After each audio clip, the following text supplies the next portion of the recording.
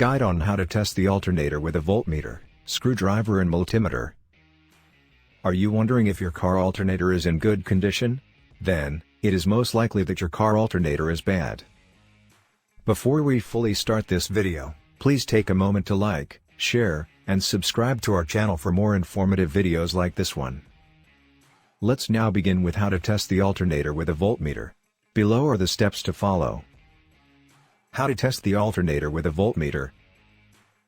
Connect your meter leads on via battery terminals by looking for 13.8 to 15.3 volts. Please, you shouldn't disconnect the negative battery cable to test an alternator.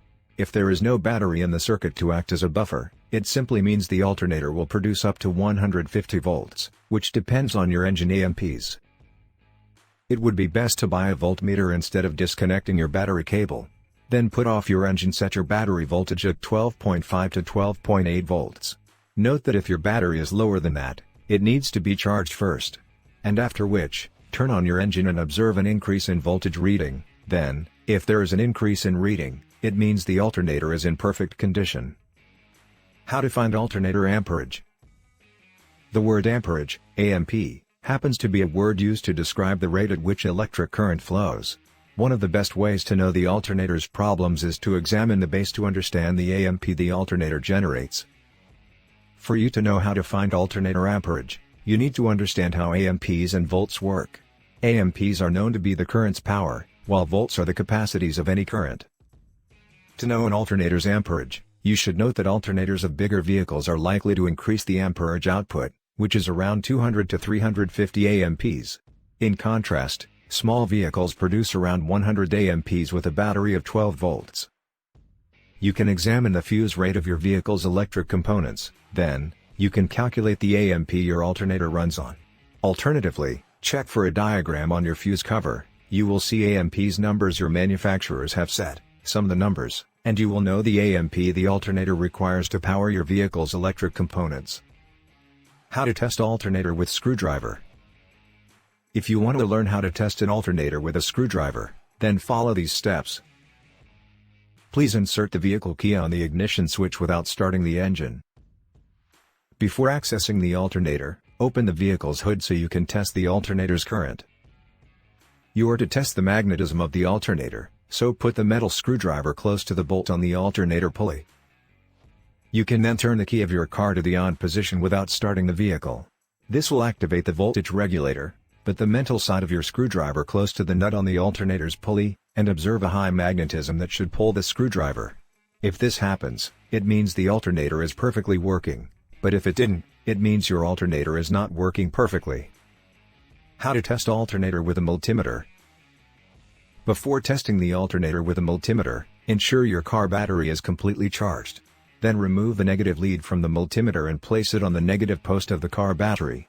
After which, insert the meter's positive lead on the battery positive lead, set the meter to DC voltage, make use of 20 scales, and then observe the display to make sure the battery is completely charged. You can then start your car to find out what your alternator generates.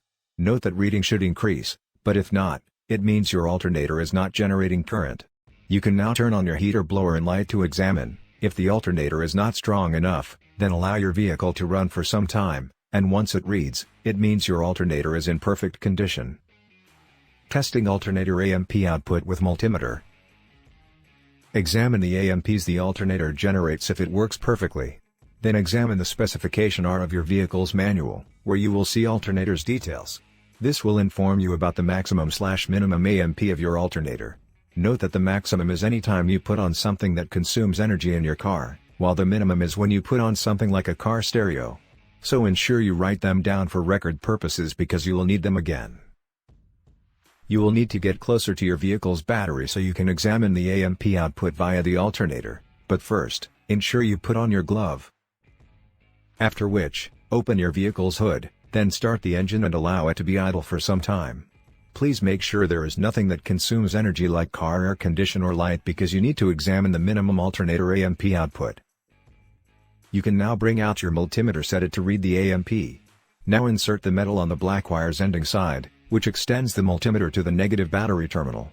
Note that this negative battery terminal comes with a black cable which is labeled neg. Place the other metal on the ending side of the red wire on the positive battery terminal. Note that the positive terminal comes with a red cable which is labeled POS. Examine the multimeter. It should be reading the minimum amp you jotted down before. Though it does not matter if it's 10% higher or lower than the minimum specification. If it is 10% lower, then get an expert to examine the alternator. And if it's 10% higher, examine to ensure you didn't turn on any electric component, and if you didn't, then contact an expert for help. Put on energy-consuming components like your air conditioner, light, and wiper. This will increase the amp because they are components that consume energy. Then your alternator will adjust the output if the alternator is working well.